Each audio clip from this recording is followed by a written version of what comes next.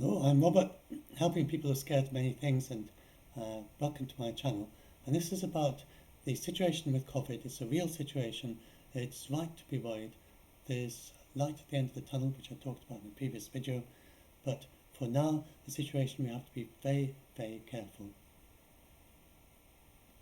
And our government is just not doing, it's not being very wise, I think. United Kingdom, sadly, many governments around the world, opening up too quickly after vaccination, with vaccination incomplete.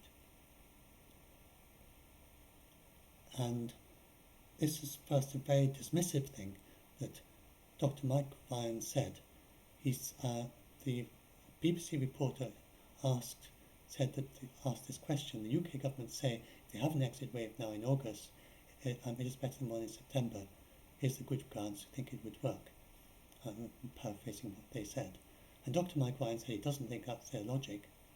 And he said the logic of more people being infected is better, has proven its moral emptiness and its epidemiological stupidity previously. And that just stopped dismissive. That was the end. That's all he had to say.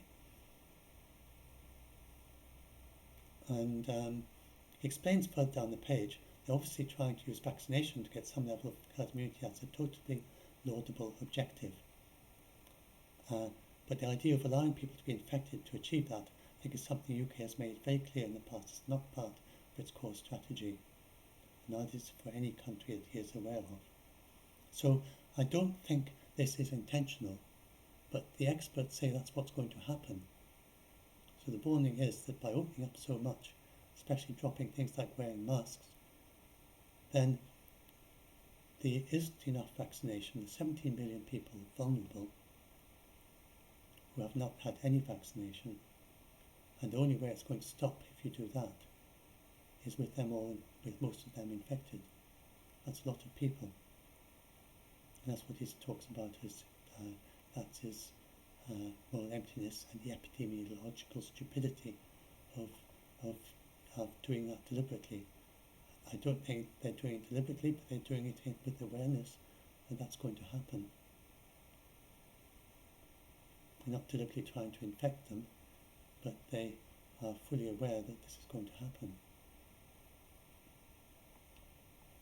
And that's mainly politically driven. If you look at the SAGE report, it's from 7th of May, they're very clear that keeping levels of transmission low is the best way. And there's no way that, there's no scientific reason it's not going to benefit the economy to stop wearing masks. Look at the vibrant economies in Asia, where people wear masks in crowds and on the underground and in public transport, and nobody would even dream of. They would just look at you astonished if the government would say, I know you like wearing masks, but we've got to stop doing it because it's bad for the economy. I mean, that makes no sense. They would just laugh at you if you said that. Said, no, I know you like wearing masks in the underground. It protects you from COVID and it protects you from other things as well. But you've got to stop doing that because it's bad for the economy. I mean, it's nonsense. So that's nothing to do with the economy. The UK has 7 of the 14 top COVID hotspots in Europe.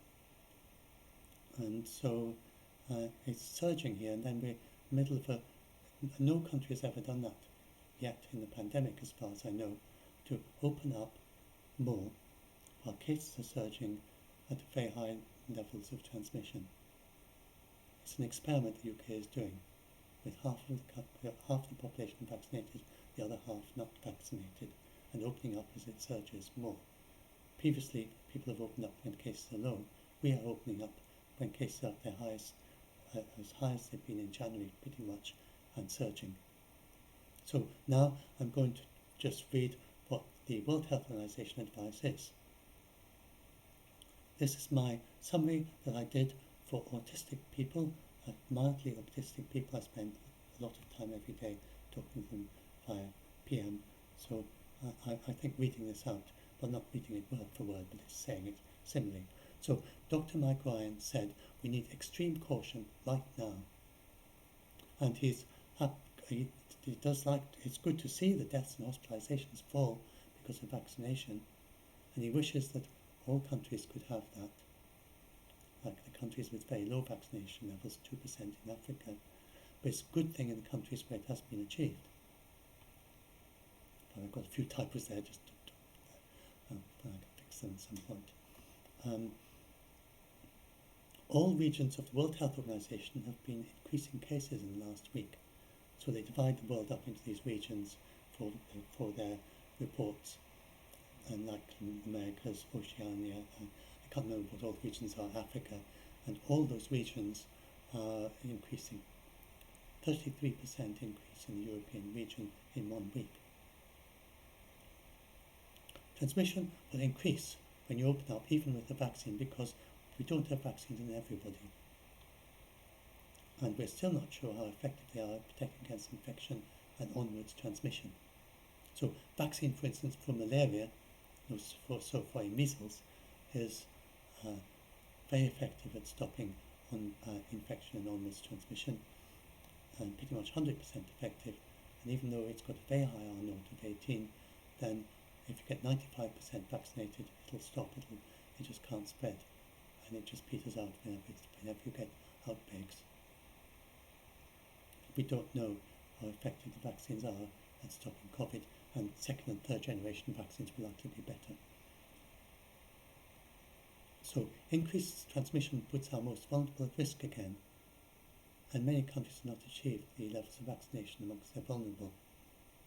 Even the United Kingdom, 95% vaccination in the elderly means you've got 5% vulnerable who can still die of it. In fact, 1 in 20 is a lot of people. And even say if we've got the 80-year-olds, 1 in 20, and then it's 1 in 5 of those, then that would be 4 in 100 dying again. So each country has to make its own decision. And measures like wearing a mask, that is if it really spreads and spreads, it goes to all the elderly as well. And it's actually happening that most of the deaths actually at the moment are amongst the elderly. And even if you're vaccinated, then if you're elderly and vaccinated, you still haven't got zero risk. At 66, my reduction is maybe from 100 to 1 in 1,000 of dying of COVID. It's still 10 times more vulnerable than an unvaccinated young person. So it's not surprising that we don't know the actual figures yet for Delta as to what the risk is for death. That will be clear in a few weeks to months. Each country has to make its own decision. Measures like wearing a mask are very simple and very effective. They reduce the risk of you transmitting virus or being exposed. It's all about your personal risk management. And it's about proximity, how close you are to other people, density, how many people are in the areas you are in. Is it safe inside? If it's inside or outside, and duration. And for instance, if you have to travel in the underground, you clearly need to wear a mask there, like they do in Asia. Prolonged contact with many individuals in an enclosed indoor space. Obviously you want to protect yourself and, if possible, find another way to get to work if you can. Individuals need to make their own decisions. He says people are smart, people have common sense. It's very important now for individuals themselves to look at what's happening around them and know the local numbers.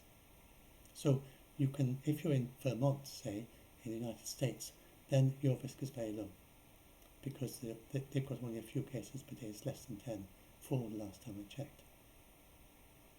If it's in Missouri and you've got a large number of cases per day and increasing, then your risk is high. So you need to be more careful. It's like if you're going to cross the road in the middle of the Piccadilly Circus or something, then you're going to be hyper aware crossing the road. And you have to. In the United Kingdom, we don't have jaywalking rules, and people sometimes just go and cross the road almost anywhere. So if you're trying to cross the road of a big busy roundabout with people coming in and out of the roundabout all the way, then that obviously you have to be far more careful and look around and be very aware of what's going on. So it's very like that with COVID. If you've got lots of community transmission around you, don't go dancing around and talk with all your friends and ignoring like we did with the football celebrations. That sort of thing is hugely increasing your risk where there's already very high transmission. If there's low transmission, you do all that, your risk is very low. And it's a very dangerous assumption in the European environment that everyone is protected. It's come by and everything goes back to normal. He says lots of gains have been won in the last number of months. And look, the United Kingdom is just so sad. We spent months getting down from the January levels to April. Then we're way back up again. We've lost all those gains. And if we have to bring it down again with another lockdown for a more infectious or a vaccine escape variant, we've got to have to do that all over again. Even high vaccination countries have suffered. The health systems have suffered. You need to think about what we truly value. Of course, the typos there, never mind. We ask the government to be really careful at this moment and not lose the gains we've made. We ask Europe to open up very carefully. We have seen in the last 6 months, case after case, where there's a lot of increase in social mixing without adequate vaccine coverage, wave after wave of cases. I hope we don't see a return to the overwhelmed hospitals, exhausted health workers, but that is not given. That is not a given. This virus is evolving and changing. We need to be very careful so the gains that have been hard won by the behaviours and action of our population are sustained. We need to be careful so we gain the benefit collectively of all that effort. The behaviour needs to be supported by individual behaviour, government support. I would urge extreme caution in the complete lifting of public health and social measures at this time.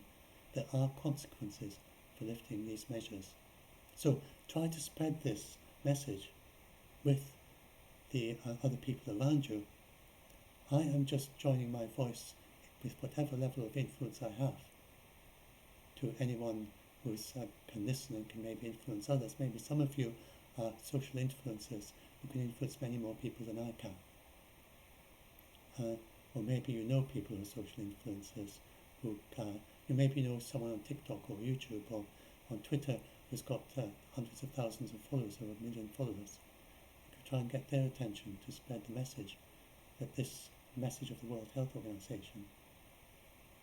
And I'm going to separate this out to a separate section, a new blog post.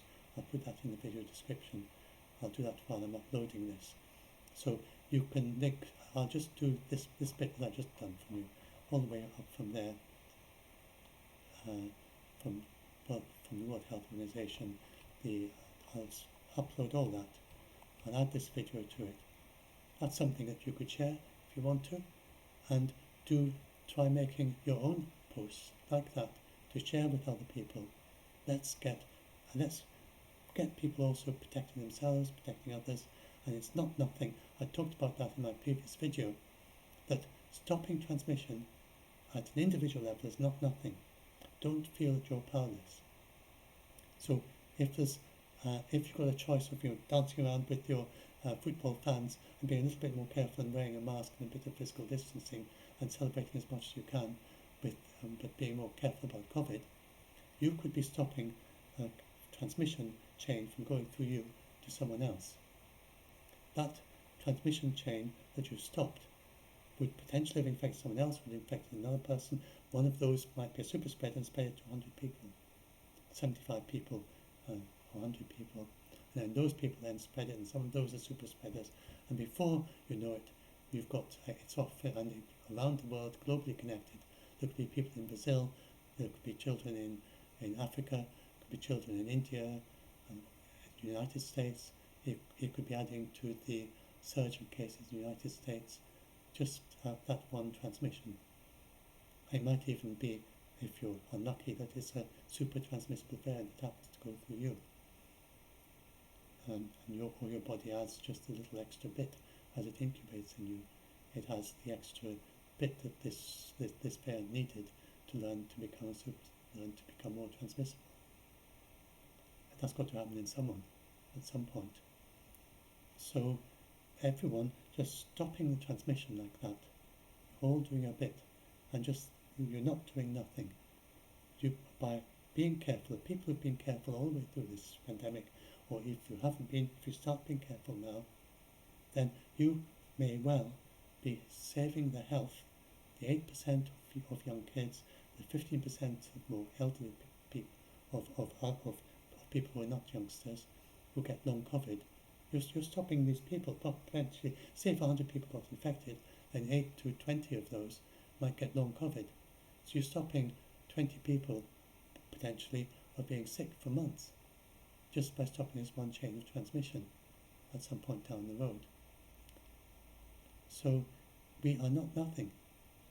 At an individual level, then we can stop transmission, just keep stopping transmission whenever you can. Do everything you can to stop transmission on a personal level if you are in an area where there's intense community spread.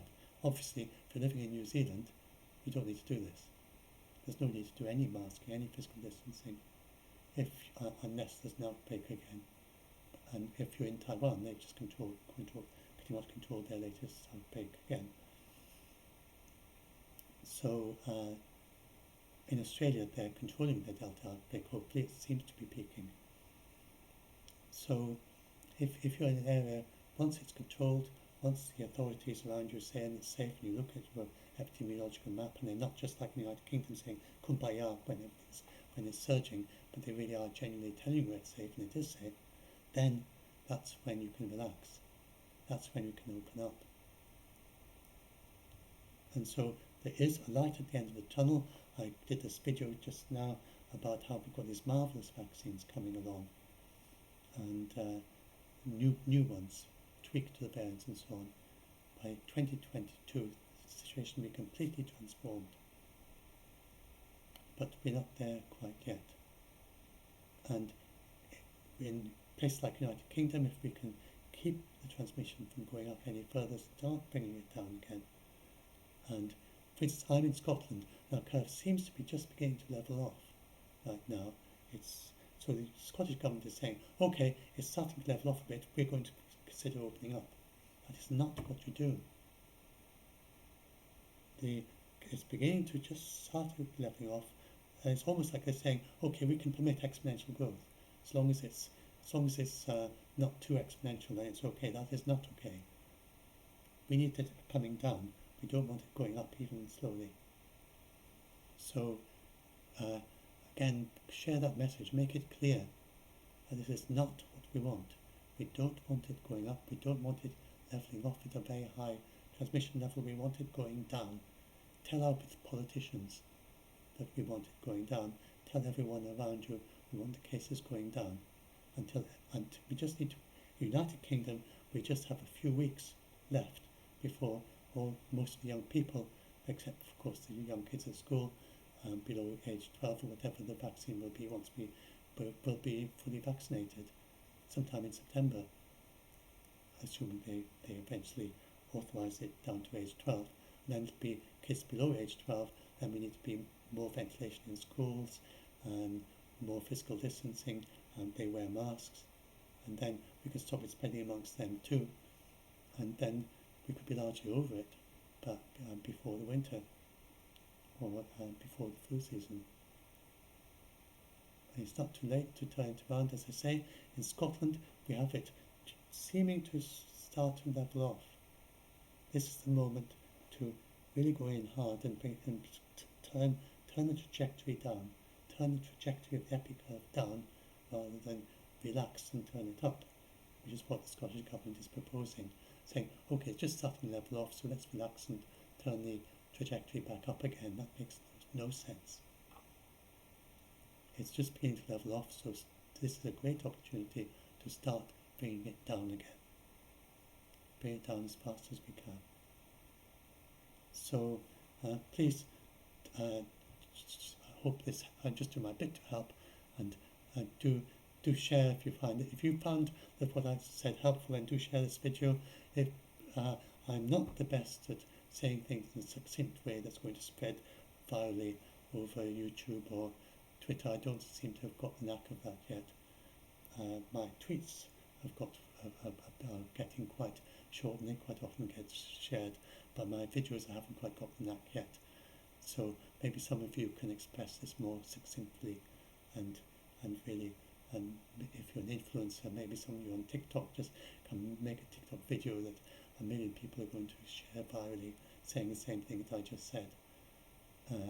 So do whatever you can to try and influence other people to be more careful and to try, if governments are like super tankers, they're not easy, they don't change direction very easily. Boris Johnson is not just a single person. He is a figurehead for all the Conservative Party. There's also the opposition MPs as well. They, politicians generally in the United Kingdom do not quite understand the science. They don't seem to understand exponentials and how exponentials work. Very few politicians seem to understand that if you've got a doubling every 9 days of cases, you're going to have a doubling every 9 days of hospitalizations. It is not decoupled. This is nonsense, mathematical nonsense. I hear them saying mathematical nonsense over and over again. So many times in the last week or so, they've been saying that cases are decoupled from hospitalizations. That makes no mathematical sense, zero mathematical sense. The cases, the hospitalizations are a certain percentage of the cases. They say, look, the hospitalizations are only rising 30% and the cases are doubling every 9 days. So therefore the hospitalization is decoupled. That doesn't make sense. It's not mathematical sense. It could get a transition from one variant to another. During the transition period, the exponential can be slowly changing, and if it's moving from one population to another, from elderly to young, then that could lead to the hospitalizations being delayed and being a little bit lower than you expect. So for a few weeks they're less than the doubling, but at some point, if it's a fixed population, the same population, if the cases double, the hospitalizations will double. If it moves the other way to more vulnerable, the hospitalization will start rising faster than the cases, start doubling faster than cases. So there's just so much mathematical nonsense throughout the pandemic. Politicians who do not understand science, they don't understand the power of an exponential. It's not their fault, they just weren't trained in that. But they need to listen to the scientists. Scientists, if you've been brought up as a scientist or a mathematician like me, all this is just totally crystal clear. I mean, you don't stop, you don't think, there's no puzzling about it. It's absolutely clear. Total clarity. And the World Health Organization, and I know it's not just because I'm a mathematician and I'm off in some ivory tower world of mathematics, because this is what the World Health Organization say, and what experienced practical epidemiologists, the top scientists in the world, are saying this. You don't mess around with epidemiological growth. You don't open up when a pandemic seems to be approaching its peak but still increasing. To open up then is absolute bonkers. And so please try and influence the government one way or another. I know they are non-scientific, they can't help it, and politicians then they influence in other ways. And I personally think that if we'd had Maggie Thatcher I wasn't keen on her politics, it's not my kind of politics at all, but she was a scientist. She would understand exponentials. She wouldn't need this explanation. She would instantly know what an exponential is, how it works. She would instantly see that decoupling cases of hospitalizations makes no mathematical sense. And there have been so many things during the pandemic where having just a scientist as a Prime Minister would have made a huge, huge difference. And we don't have that. So, but we do have influence on the politics. We do have the scientists there saying the things. We need more respect for the science. We need people just sharing it, making it clear, and we need a general understanding. So do please try and do whatever influence you can. Try and influence other people around you, and find other influencers. You're obviously not in a pushy way, and there's quite a good video by by Dr. Mike Ryan, and I might link to that, about how to influence people. Indeed, I don't think I did a video for that, so maybe that'll be my next video, about not really how to influence people, how to talk to people. So it's they have to make their own decisions, but it's a case of helping them to connect to the good information and make it clear, give them space to think, give them space to come to their own way of doing things, and not try sort of shooting facts against them, say, in an adversarial way, trying to shut them down or something. But just try to influence, listen to them, explain them, connect them to the good information, and little by little we can be part. You're not on your own. There are dozens of scientists. I'm sure Boris Johnson probably has a dozen letters a day from scientists telling him to go a different direction. So we can just join ourselves. And then we've got these public letters as well, published in the Lancet. There's been several letters to Boris Johnson, to the government, published in the Lancet, top medical journal, telling them to go a different way. So there are lots of experts saying this, and we just add our voice to what they're saying, and gradually we can hopefully get some change. And then at the same time we can help on an individual way in our community, and we're not doing nothing, we can do a huge amount. So basically the idea of this video is just to empower you, to just say we do have power, we're not helpless. Please, it's right to be worried, but give yourself free time, give yourself time to enjoy things, and don't be totally focused on COVID all the time. But when it's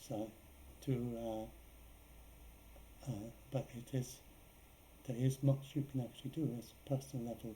It's not nothing. You can be saving lives without even knowing it. You can be influencing people just gradually, but if we're all doing that, you're not on your own. There are thousands of people doing this, and all of us working together, and eventually we can help the UK to become more scientific in its response to pandemics, and the UK population to have a better understanding of the reality of the situation, and to learn to protect ourselves better. And so that's the point at which I end this. So that's my message. There's lots we can do. I'm doing my best to influence and to help, and you can do the same. And that's all working together, try to get a more scientific approach to this pandemic, and try to get the curves going down, do what we can to bring the epic curves bending down rather than going up.